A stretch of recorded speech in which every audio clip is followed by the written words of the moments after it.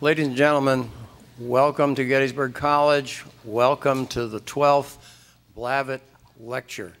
Those of you who have not been to one of these before, you're in for a real treat. Those of you who are veterans, I want to tell you, you know it's going to be a treat. And as usual, we will start with the national anthem and the great a cappella group, the Four Scores. Please stand.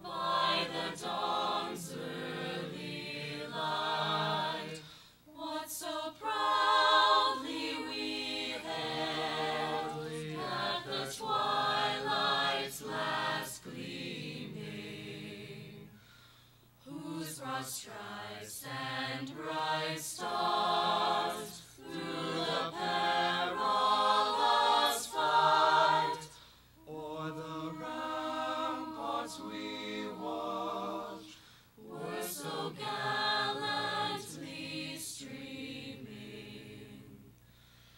and the rocket's red glare, the bombs bursting in air, gave proof through the night that our flag was still there, was still there. Oh, say does that star-spangled banner yet wave o'er the land of the free and the home of America the brave.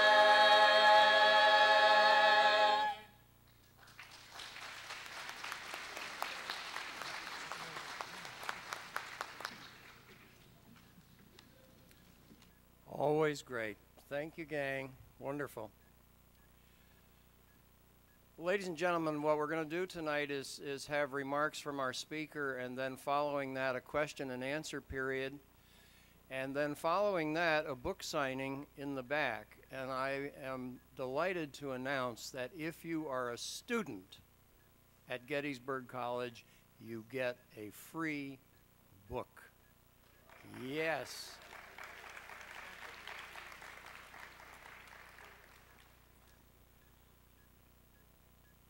I want to take just a moment to recognize the Blavitt family who do so much for this college. They invest themselves with a great commitment and generosity, and it is because of them that we are here tonight. Thank you all. Appreciate it.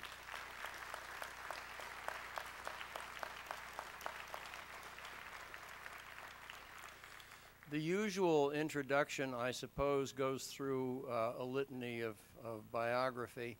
You have that in front of you, and it's very impressive. So I'm not going to rehearse that again with you. Instead, I'm going to make a suggestion, and that is if you are a political junkie like I am, I think most of you in this room are, and if you're hooked on watching the hour-long shows around the dinner hour, here's my suggestion. Turn the volume down during the haranguing, the posturing, the protests, the bloviating, and so on, and just watch for the face of Howard Fineman. When that comes on the screen, turn the volume back up, and he will tell it like it is. And tonight, we will benefit from him telling us like it was, and perhaps like it's going to be in the future. Please welcome Howard Fineman.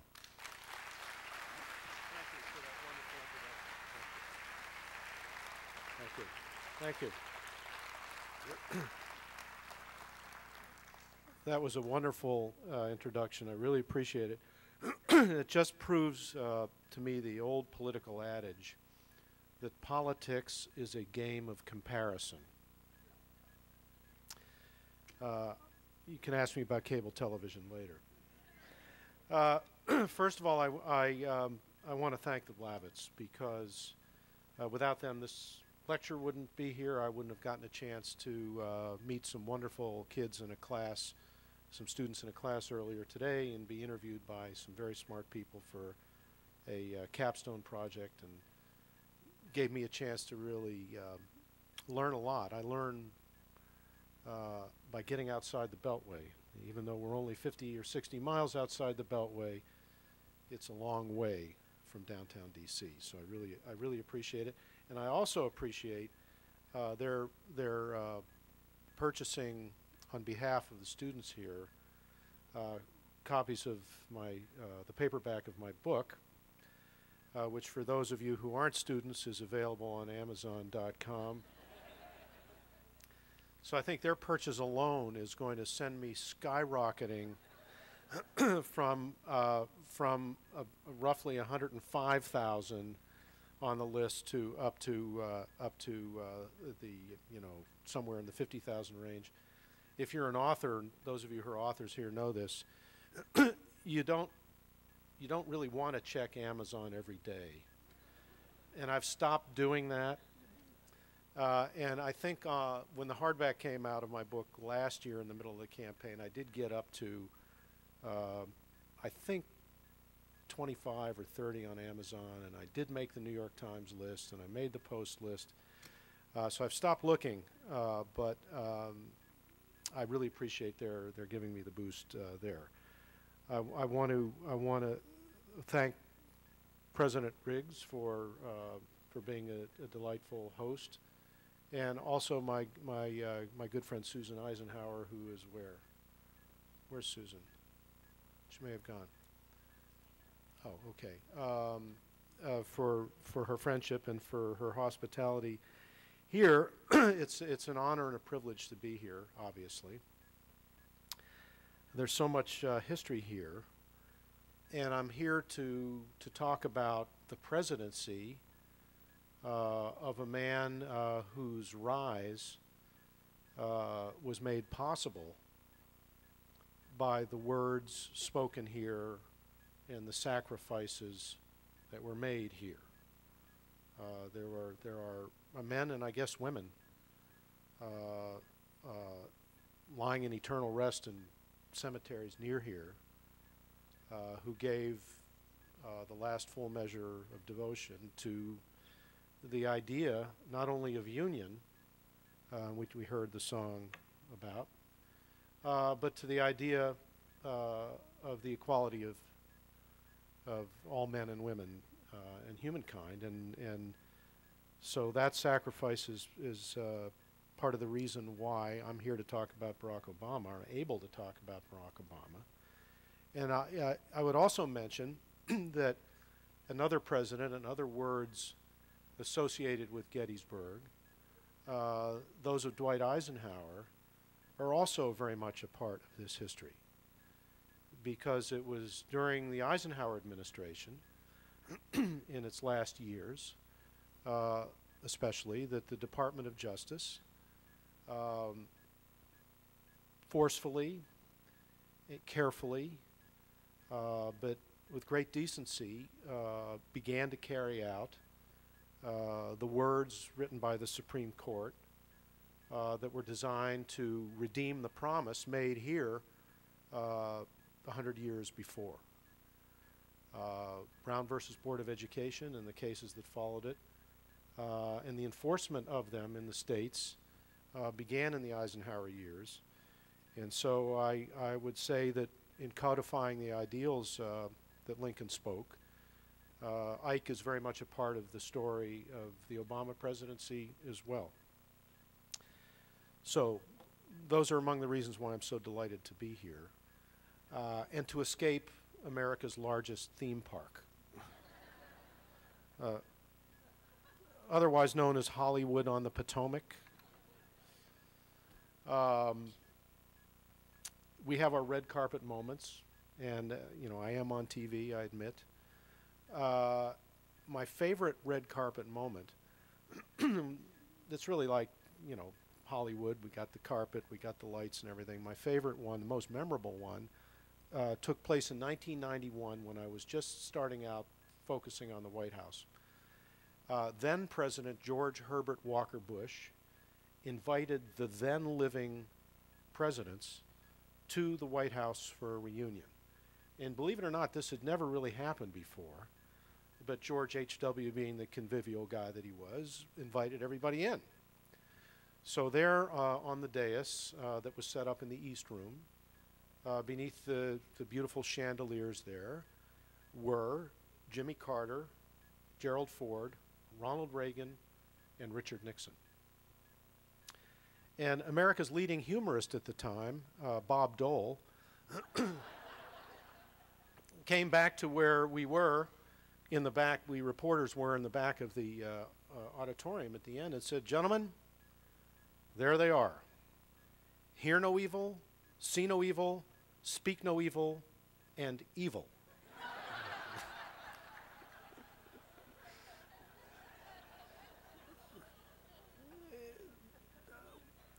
Bob Dole was a lot of fun to cover on the campaign trail. So I'm a kind of unindicted co-conspirator in Hollywood on the Potomac. You know, I do a lot of TV, I do radio, in addition to writing for the magazine and writing on the web a lot. And so I've gotten to know a lot of the characters that you know and maybe love on television, like my good friend Chris Matthews, who I think was here a little more than a year ago, Keith Olbermann. I'll dutifully report the presence of applause. Don Imus, who you probably won't applaud, whose radio show I used to do, there you go, whose radio show I used to do before he had the little unpleasantness with the Rutgers women's basketball team. So these are people in show business that you see that you either love or hate. There's really no middle ground. And there's another story about Hollywood on the Potomac that involves that. Years ago, there was a reporter for ABC News that some of you may remember named Sam Donaldson. And he was a really leather-lunged, loud, obnoxious guy who asked very good questions. And he became famous back when Ronald Reagan was president. Now, Ronald Reagan, some of you may recall, was somewhat hard of hearing. Whenever Sam Donaldson came into view, Ronald Reagan became completely deaf. So that Sam Donaldson would be out on the South Lawn shouting over the whir of the helicopter blades, and Ronald Reagan would be becoming deafer by the minute, and he would wave and Sam would shout, and depending on your politics, whether you liked Reagan or not, you either loved Sam or hated him.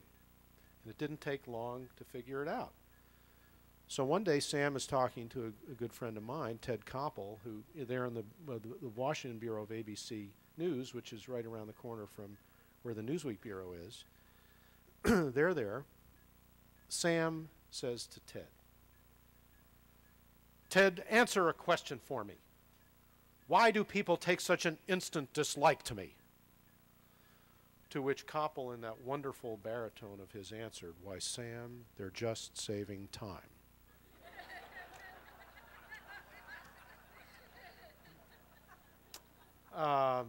So, in the interest of time, here's what I propose to do. I'm going to talk a little bit about Barack Obama, who I first covered when he arrived in Washington as a senator. It seems like a million years ago, but it's really only 3. Remarkable. And I got to know him pretty well on the campaign trail, so I'll try to give you a sense of him as a person if I can. And then talk about how he's doing in his historic and very challenging presidency. It's almost a year since his election. And let's talk about how he's doing and how he's done. And then I'm going to come to a screeching halt and ask for questions. If you have no questions, I'm prepared, as they say on the floor of the Senate, to revise and extend my remarks, otherwise known as filibuster. But I don't think that'll be necessary. So what about Barack Obama? Well, the first thing I would say about him as a political figure is that I have never covered anybody who seemed, and who I think was, as comfortable in his own skin as Barack Obama is in his. You know, we like to joke that you have to be crazy to run for president because of the urgency and the scope of the task at hand. You have to be a little nuts to have that much desire. And you tend to find presidents as being a little needy or overbearing or not quite rounded, if you will, as people. They all have their different approaches to how to be friendly, how to interact with other people. For example, George W. Bush is what I would call aggressively friendly, maybe overbearingly friendly. George Bush was the kind of guy who liked to get inside your space because he wanted to measure you to see if you were a threat. And George Bush, of course, the key to understanding him was that he was president of his college fraternity, and he loved to give everybody a nickname. So he would give you a nickname whether you wanted one or not. So on the presidential campaign trail when he was running, I had a, let's see, Candy Crowley of CNN was Dolcita. That was W showing off his knowledge of Spanish. There was David Gregory, who's 6'7", who was called W called Stretch. There was a tall guy from Reuters who was called Stretch 2. And I had a nickname, and my nickname was Fine. As in, how are you doing? Fine?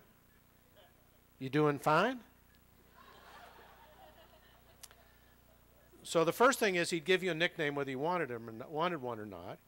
And then the other thing is that he would grab you whether you wanted him to or not.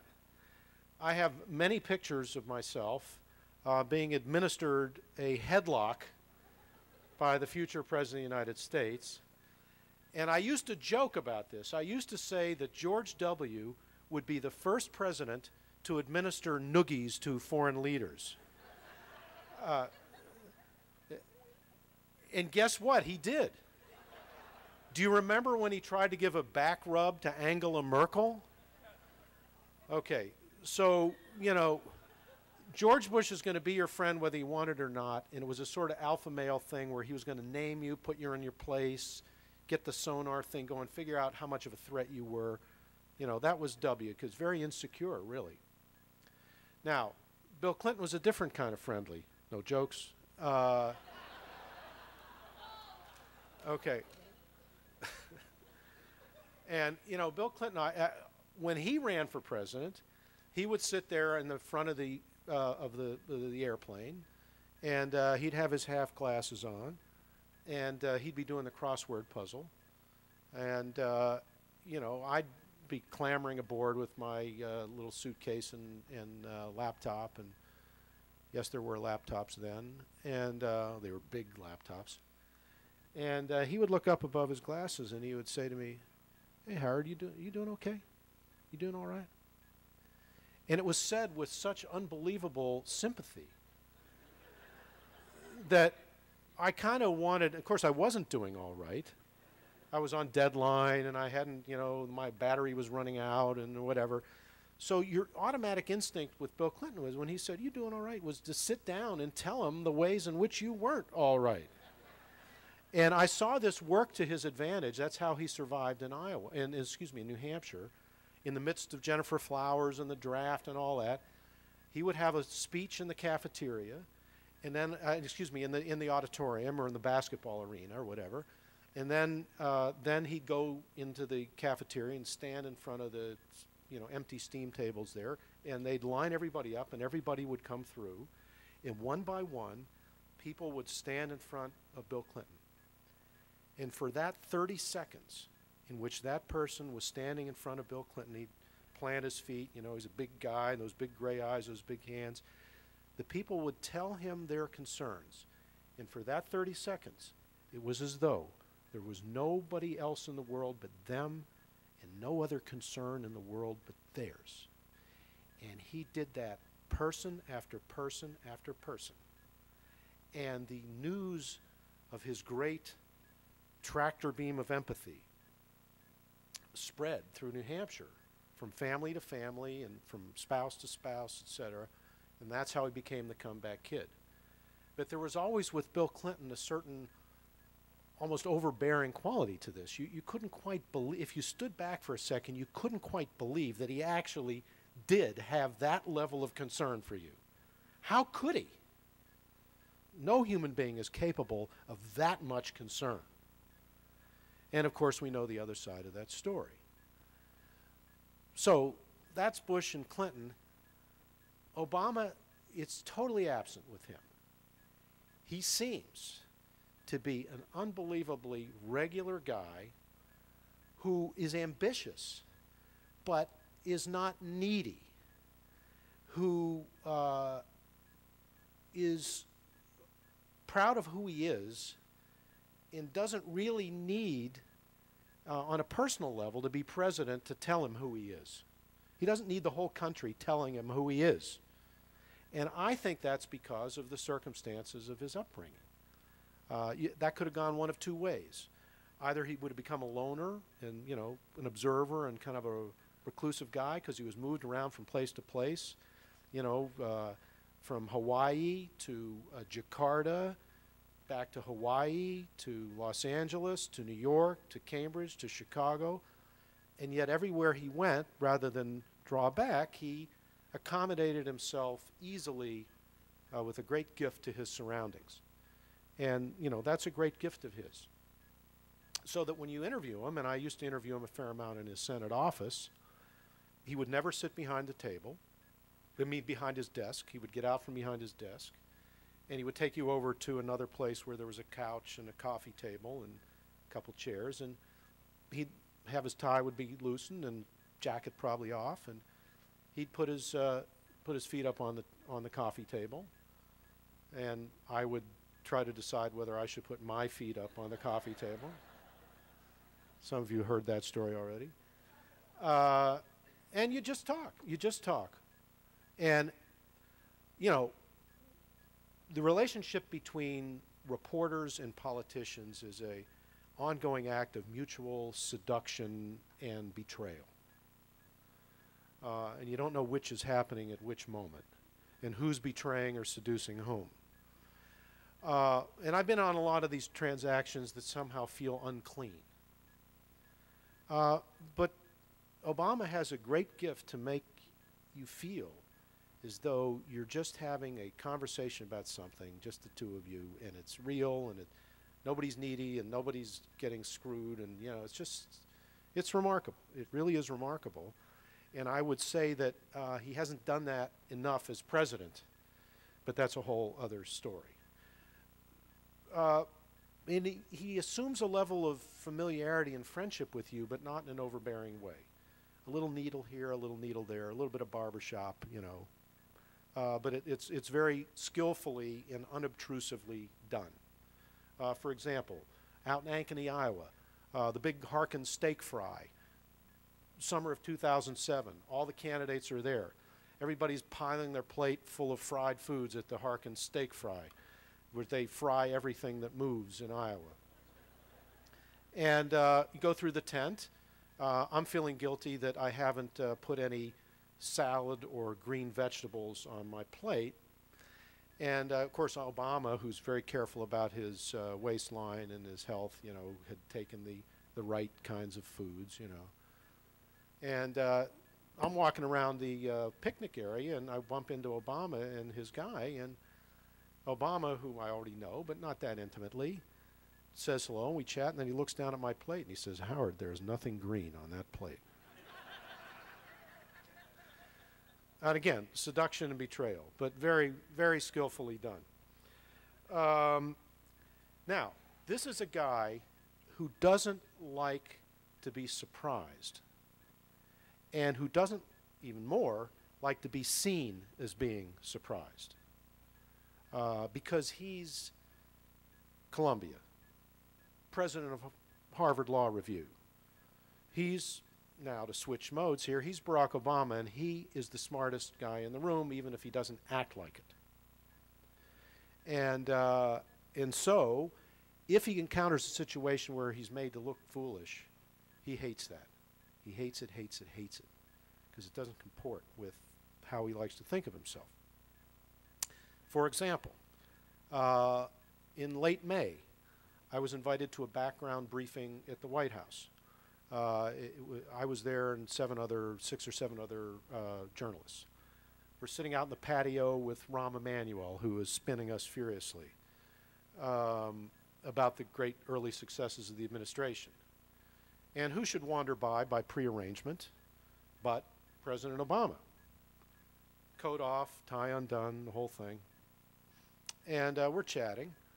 Now, the day before that, the Senate, in a surprising vote, had sort of risen up from its slumber and voted to deny, like 92-0, a defense appropriations bill because it didn't spell out exactly what would happen to the prisoners in Guantanamo. And there was talk about how they would all go to American prisons.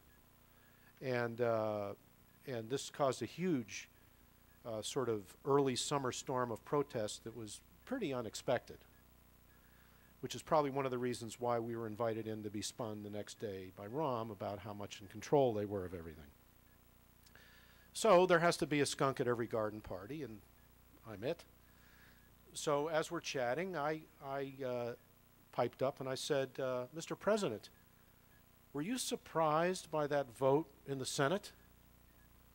And it was an obnoxious question. And he gave me a look like, "How dare you? Me? Surprised?" And he said, "No, I wasn't surprised. Were you?" And there was a slight edge of disdain and menace in it that I'd never seen before. And it wasn't personal. It was, you know, I do not get surprised. And I think that's interesting.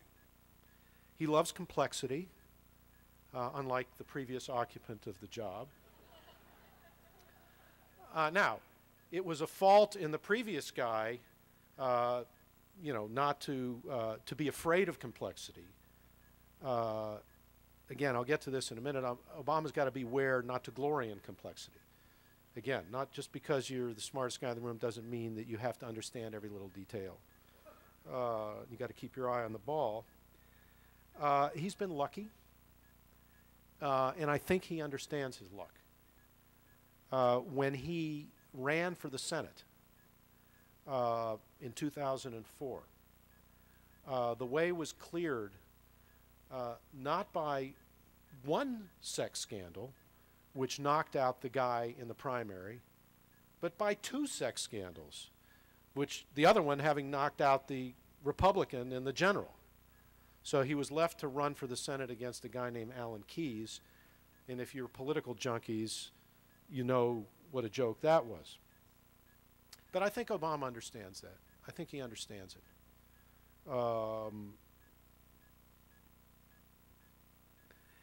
And most important, I think he wants to make history. He's already made history, and he knows that. He's a student of history, including Lincoln, and he knows that. I think he understands the import of the Gettysburg Address and didn't just memorize it. He probably didn't read Edward Everett's 2-hour speech, but he understands why Lincoln's was better. And he wants to make history. And I think that's what drives him. I think that's what drives him. And I think overall that is a very good thing, because I think he wants to make history for the right reasons. He wants to continue the work that the founders set us to doing, of making a more perfect union, which when you think about it is a complete oxymoron. More perfect. Well, that was the bargain that they struck in Philadelphia, to declare it both perfect and imperfect at the same time. And we've been trying to reach the point in the sidewalk ever since. And I think Obama's trying to head us in that direction. So briefly, let me talk about how he's doing. Let's do a little scorecard here. You may recall when he was elected and when he was inaugurated that fear gripped the world. Now, Barack Obama is not single-handedly, by any means, responsible for dispelling that grip of fear. Nor has that fear, the underlying fear, been ameliorated. It's still there. But I think you'd have to be churlish and stupid not to give him and his administration some credit, some real credit for having brought us back from the brink psychologically. Because those of you who study economic history know that psychology has a lot to do with economics, and that fear has a lot to do with prosperity or the lack thereof. And the fact that this new president, at a relatively young age, I think the third, if I'm not mistaken, the third youngest president ever sworn in, who had very little experience in government, really. I mean, what he did in Springfield doesn't amount to a hill of beans. The moment he got to the Senate, he began running for president. I mean, he didn't have that much experience. This was basically an untested guy who won in part because John McCain, who's a wonderful man in many ways, gave testedness a bad name. And Dick Cheney did likewise. And Donald Rumsfeld did likewise. So people were saying, you know, enough of the tested people. Let's get an untested person. Well, that sounded good until the whole world threatened to fall apart. And then Obama had to step in there. And he had to pick the right people, and he had to make the right decisions. And whatever else you want to say, and there's a lot plus and minus that you can say, they have to be given credit. President Obama and Larry Summers and Tim Geithner and the whole, and Bernanke and all those people and have to be given some credit for changing the psychology. I think that was important. I think the stress test was brilliant. You know, the bank stress test, that was a brilliant maneuver. Everybody knew in advance what was going to happen, which is they're going to find most of the banks passed the stress test, but still it was the stress test. I think that was smart.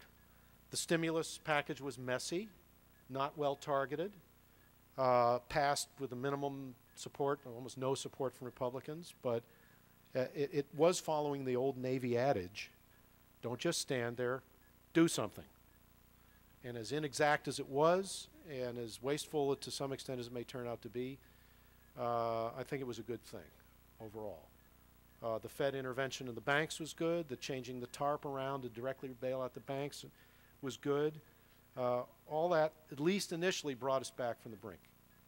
I think he hired smart people overall. I think the quality of the people in the cabinet and all those many czars, you know, they have so many czars, they're going to need a czar.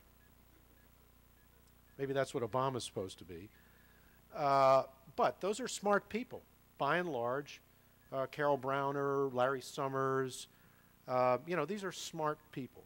Obama cares about credentials, maybe a little too much Ivy orientation. Don't forget The Best and the Brightest by David Halberstam.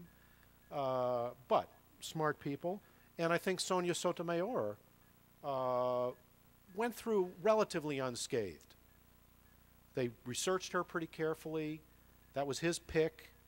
I watched her in her first argument. I went to the Supreme Court for her first argument the other week, and she's full of spit and vinegar. And I'm going to want to pay to see the wrestling matches between her and Antonin Scalia. They're going to be great. So that was good. The fact that he has an ambitious agenda is good. There's nothing wrong with an ambitious agenda. I think it's good to have big dreams and hopes and to want to try to make that more perfect union in terms of health care, environment, financial regulation, reform, and so forth. The Nobel Prize. A lot of nasty comment about that. I kind of jumped on board a little bit in Newsweek.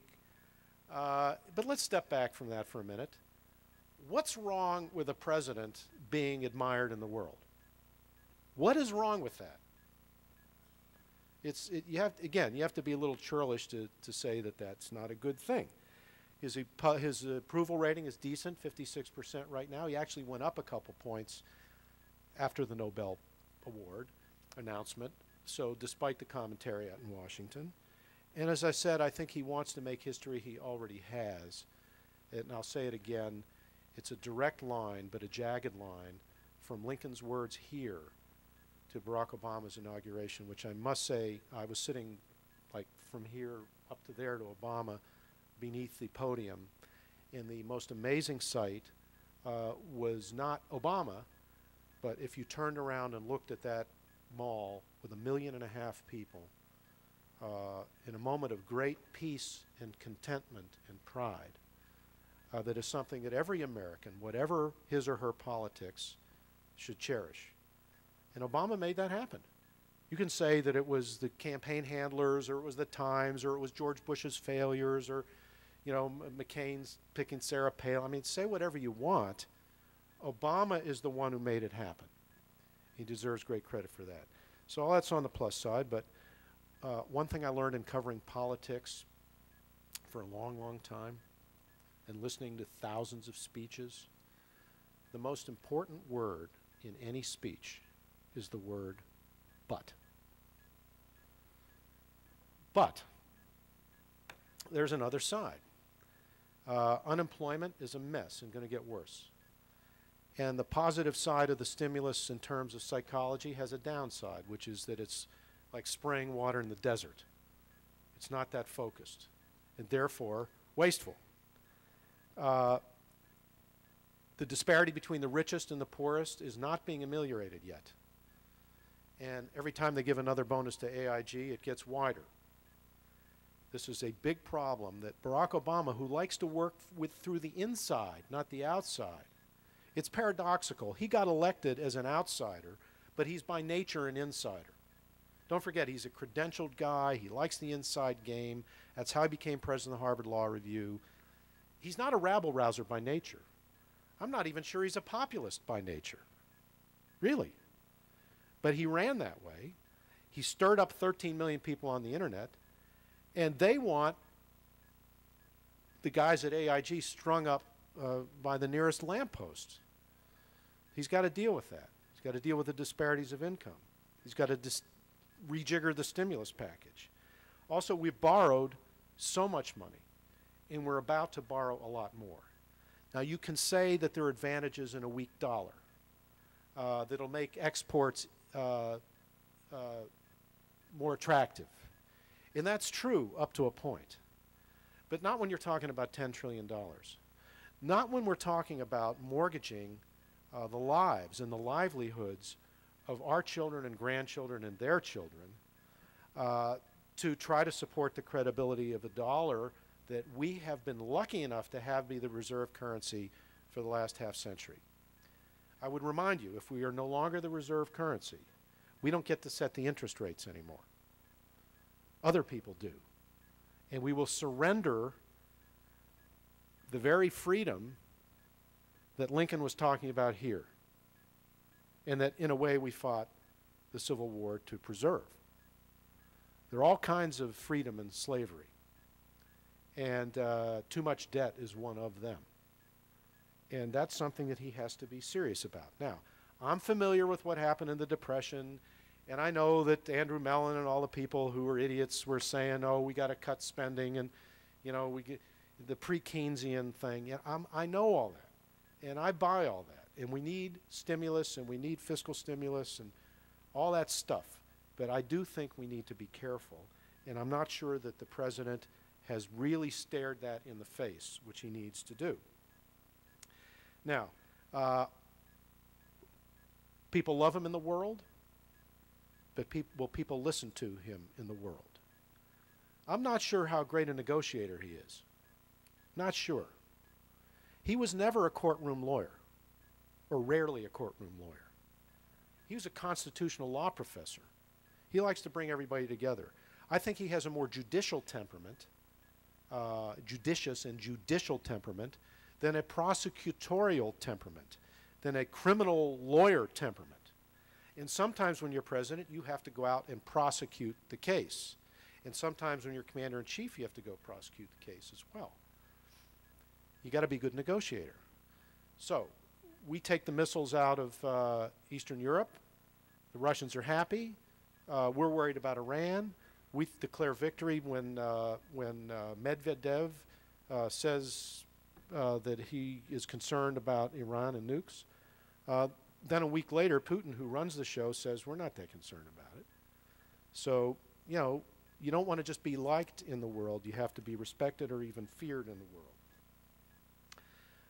And he's got challenges there, and in Afghanistan, and in Iraq, and in the Middle East, in Israel and Palestine, and in Latin America, and all over the world. And if you're still going to be the leader of the free world, you have to be a tough customer. And we have yet to see how tough he's willing to be. You have to be thoughtful. And I think it's good that he is carefully considering what to do in Afghanistan. People who are saying, you know, time's a wasting, you know, you need to decide right now. Well, first of all, we've been there for 8 years. I think it's the longest war in American history, except for arguably the Revolutionary War. I think we have another couple of weeks. So I think it's good that he's thinking, but the challenges lie ahead. And I think that's where I'm going to stop. We have time for questions. I'm willing to stay here as long as you want for me to answer questions if you have them. Then I think I'm going to sign books for the kids in the back. And so please ask a question. Ask about anything. Ask about, you know, what is Chris Matthews really like? Ask about how my hair went from that color to this color. It has to do with show business. Ask anything. Ask anything, really. Anybody have a question? Don't be bashful. Yes, ma'am. What is Chris Matthews really like? Well, first of all, he's one of my best friends. So keep that in mind. Secondly, when my mom, who's 86, was ill a few months ago, she's recovered now, thank God. Chris took me aside after the show and said, one day, I know your mom is sick. He said, you get up there. You spend as much, Pittsburgh's my hometown. He said, you spend as much time up there as you can. You don't know how valuable it is. Go there, go there, go there. So he's got a big heart.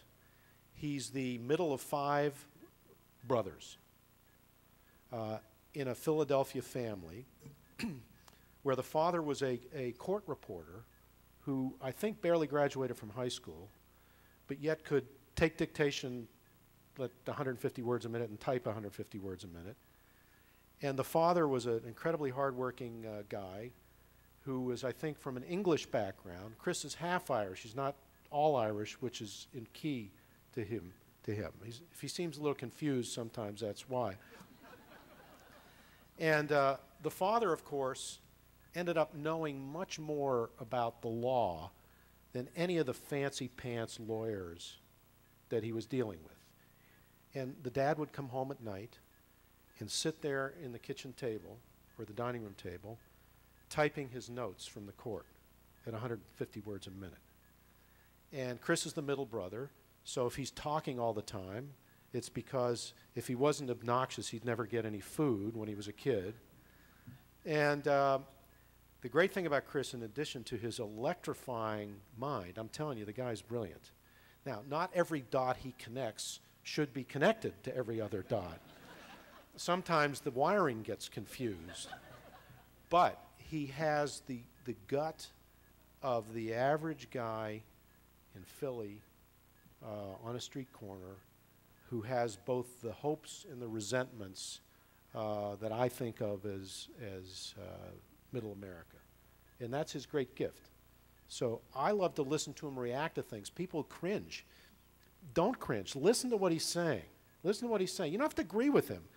He speaks for a lot of people in the country. Not the same people, by the way, that O'Reilly and Beck speak for. Because Chris's people aren't haters. Chris's people are dreamers. So that's Chris. Yes, sir.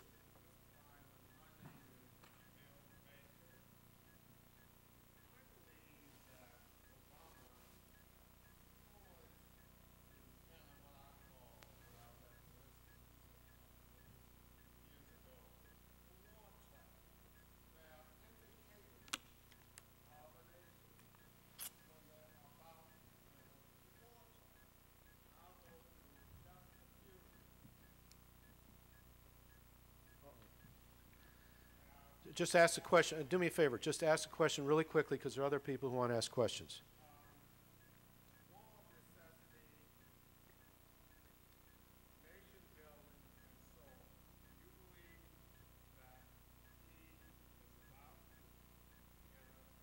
Okay. The question was, is Obama about to enter the war trap? Because he's used the phrase war of necessity. He said the war in Iraq was not a war of necessity, but the war in Afghanistan is a war of necessity. That's what he said in March. Now they're redefining what necessity is. He's talked about nation building, but then drawn back to some extent from it. I think he's reconsidering all that right now. And I think while he might not use the phrase war trap, he's perfectly aware of what you're talking about. Barack Obama, in part, is trapped by his own rhetoric from the campaign. In order to outmaneuver Hillary Clinton and John McCain, he said, no, not Iraq, but yes, Afghanistan. That's because he wanted to show the American people that he wasn't afraid to use force, but we were using it stupidly, that what we needed was smart force, and his demonstration of how he would be a smart commander-in-chief was that he would focus on Afghanistan. And then he doubled down on that in March when they put more troops in Afghanistan, when he backed that up and said the reason is this is a war of necessity, not a war of choice, using the formulation, the familiar formulation turned into a book recently by Richard Hawes, the chairman of the Council on Foreign Relations in New York. Well, now, is it really a war of necessity or not? Now we've said, no, we're not going to do nation building in Afghanistan. We're moving in the direction of saying we're not going to do nation building in Afghanistan. We might even allow the Taliban back in Afghanistan as long as they make a deal with us to rid Afghanistan of al-Qaeda. That's where we're headed. I think in the meantime, he will probably agree to put some more troops in. Now, we've already gotten up to, I think it's going to be 68,000. The Post had a story the other day about support troops, paying another 8,000. I think he'll probably, if McChrystal asks for up to 40,000, Obama will probably agree to another 10 or 15 maximum in an effort to show that he hears what you're saying but has not given up on the project yet. I'd be really surprised if he does a 180 on Afghanistan. I'd be really surprised. He's not a 180 kind of guy. He tends to move cautiously and carefully. It's so paradoxical because, well, not really. His campaign was, I'm from the grassroots, I'm from the outside, I'm an outsider. But again, he's not a radical person by mentality. And he's not a person of quick leaps. He's not a person of sudden change. Personally, he's very conservative. I'm talking about personally. He's quite conservative and cautious and judicial.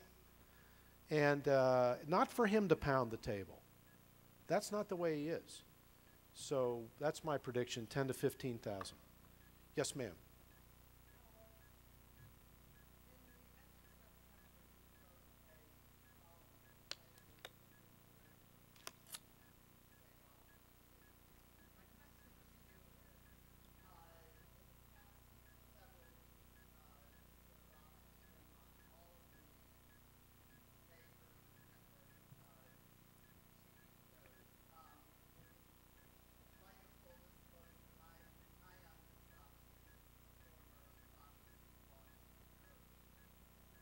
Who is that?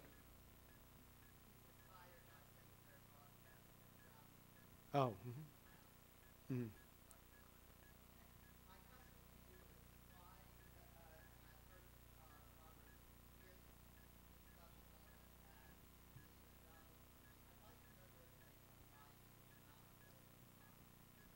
Okay, the question is, why will Obama not go on Fox?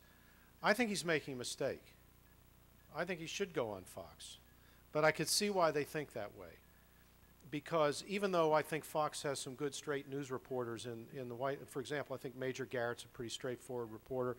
I thought Carl Cameron is a pretty good political correspondent who had a whole life before he ever joined Fox. So did Major Garrett, working for U.S. News and other publications.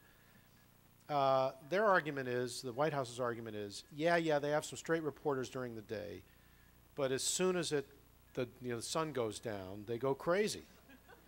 And they're talking all the time about birthers and, they're just stirring up this sort of paranoia and fear of the other or something, of government, and why lend any credibility to them? I guess I understand that. But my first instinct is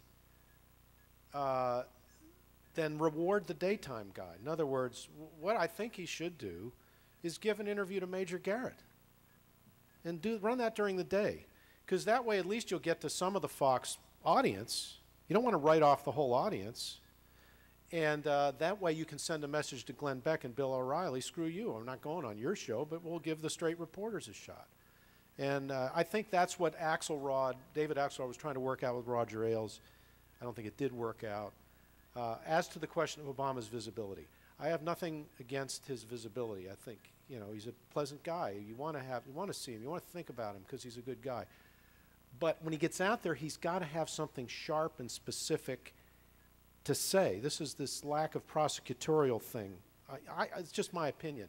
I think that he needs to, rather than in the case of health care, which we haven't discussed, rather than let the Congress do the whole thing the way he has and try to come in at the end as a closer, I think he would have been better served, and he will be better served at some point. Now maybe he's going to pick the exact right moment when all the pieces are there on the table and it's right there in the conference committee, and they got to make the final deal, and Obama's going to come in and bang, bang, bang, and then we're going to have it. He's going to get it. Maybe that'll happen. If he pulls it off, it's going to be pretty remarkable. But my other problem with it is the economy is the main thing everybody's worried about. Yes, people are concerned about health care, and it's an important, worthy project. But most people want to see him talking about the economy all the time, it seems to me. And the other thing is that the bill that the Senate Finance Committee passed, to me, is not really thoroughgoing reform. What it is going to do is it's going to shovel a lot of premium money and tax money to cover a lot of other people, which is good, at the existing structure. We're going to be shoveling money into the same industry that we're saying at the same time is so cruel and wasteful. The doctors, the hospitals, the pharmaceutical manufacturers, the so-called stakeholders, and medical equipment people, the health insurance companies, they're all maneuvering for advantage to see who's going to make how much money out of this thing. Why do you think everybody except the health insurance people are still at the table? What's happening now is that the drug manufacturers who made a separate peace with Obama for $80 billion are saying, okay, we're supporting this bill. The doctors are saying, and nurses are saying, we're supporting the bill. The hospitals are saying, we're supporting the bill. The medical equipment people will probably support the bill. What they're trying to do now is isolate the health insurance companies and make them take the big hit. And that could lead to an open war among the various constituencies, which I'm not sure in the end is going to help Obama. Anyway, I wanted to mention health care. Any other questions? Yes, sir, you in the back. Picking up on the comparison that you were doing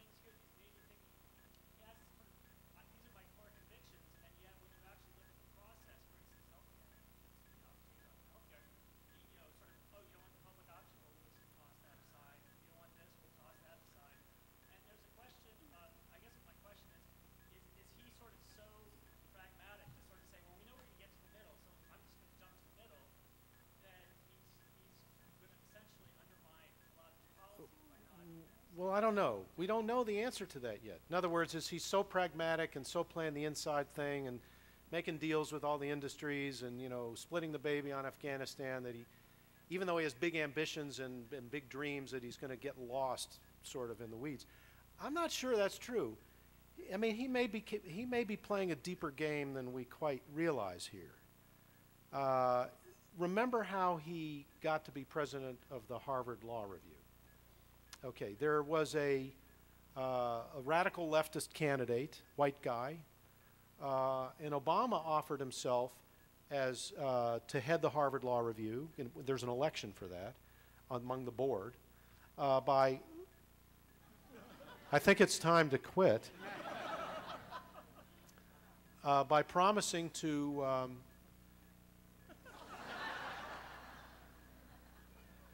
you have the other light switch?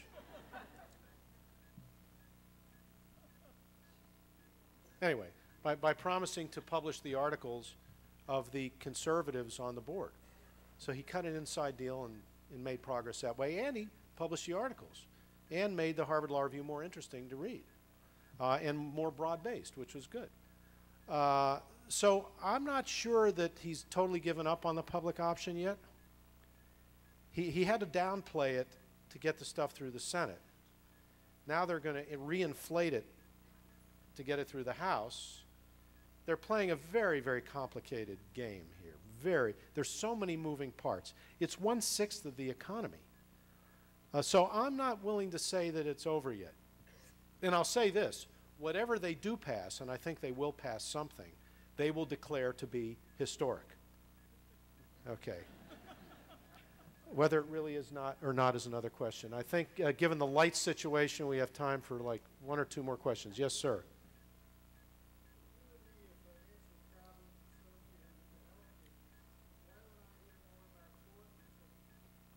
Okay, the question is, why not more about tort reform if there's problems in health care?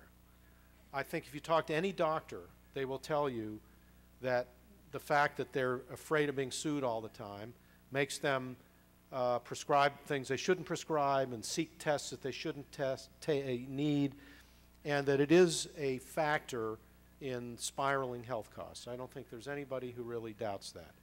There's a lot of argument about how much of a factor it really is. But it is a factor.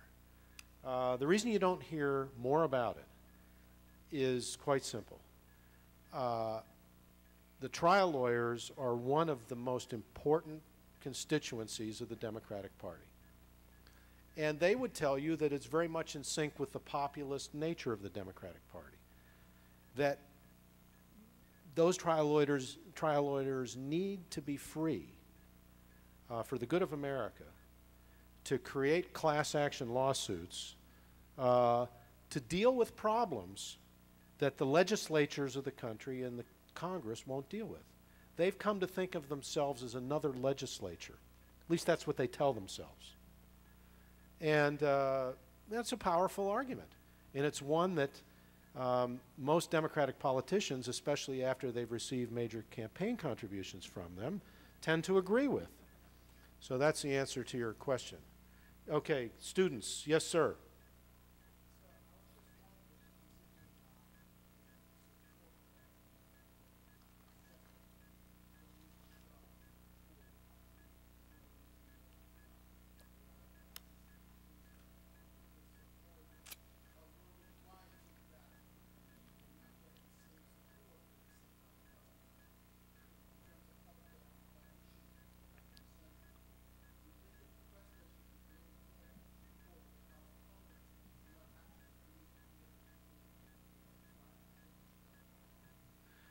Okay, if I think I understand your question,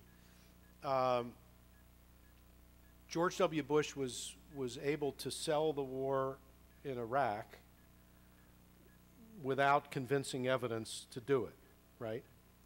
But here we have a situation where everybody can see that health care is a problem. There's a lot of convincing evidence it's a problem, and yet this president, we haven't sold it. It hasn't been sold yet. Is that what you're saying? The Congress isn't supporting it. Well, the reason is, well, first of all, just a brief bit of history. People were afraid when we before we went into Afghanistan. Those of you who are old enough, think back to 2001. The United States had been the United States had been attacked. United States had been attacked. We realized it was Al-Qaeda. We realized that the Taliban was harboring Al-Qaeda. We wanted to strike somewhere. The logical place to strike was Afghanistan. And yet, before we went in, there were all kinds of dire predictions by the military experts that we couldn't defeat the Taliban, that it would be a disaster for the United States. Go back and look at what was said at the time. And George Bush and Dick Cheney and Donald Rumsfeld and the others said, no, no, we can kick butt in Afghanistan. And we went in there, and sure enough, we did. So after that, not to excuse the media for its failures, but after that, at least for a couple years after that, everybody was saying, hey, you know, you might not like Dick Cheney and Don Rumsfeld and these guys, but they sure know how to fight a war. You don't remember this, you're too young, but that's what was being said. And so when it came time to sell the war in Iraq, especially when Colin Powell went before the United Nations, having famously thrown out some evidence, sort of like the bank stress tests, you know, if Colin Powell said, no, you can't say this, we can't say this, we can't say this, but I, Colin Powell, am willing to say that, that convinced a lot of people. And I think it's something that Powell has come to deeply regret, but that's another story. So in the Congress, especially after the administration's early success in Afghanistan, as it was perceived, despite the growing anti-war movement, despite Barack Obama's speech in 2002, casting doubt on the whole theory of going to war in Iraq, we went, and most members of Congress went with George W. Bush. And you can call it an excess of misplaced patriotism. You can also say that the media, and I think there's justification here, was not as skeptical as it should have been, for sure. And there we were. And most members of Congress were not going to get in the way of that. They were not going to get in the way of that for a whole host of reasons I think are probably pretty obvious to most of us. In the case of reforming or changing the healthcare system, again, a sixth of the economy. We're talking about $2.5 to $3 trillion a year. We're talking about millions of people being employed and getting benefits from. We're talking about major lobbies. We're talking about a bigger sector by far than the defense industry or the auto industry or virtually any other industry.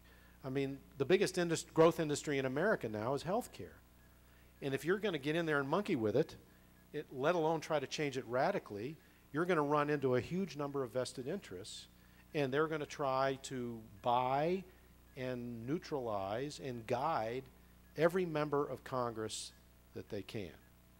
And so all the members are hearing, on the one hand, from people who don't have health care, but they're also hearing from their local hospital and their local doctors and their local medical equipment manufacturers, and in the case of, you know, New Jersey and Pennsylvania, from every pharmaceutical manufacturer. These are huge interests. You don't just get in there and rewire 1/6 of the American economy without there being a huge fight. And that's what's going on right now. And however it turns out, I'm delighted because it gives me something to talk about on cable television.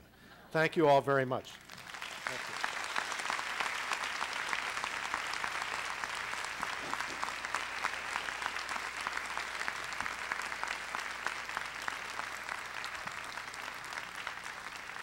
Folks, two things. Number one, a reminder that for all the students, free books, but for the rest of us, for a ridiculously low price, we can have the same book right in the back of the room. All right? Thank you for coming out, and thank you, Howard, for your candor, for your insights, and for your humor.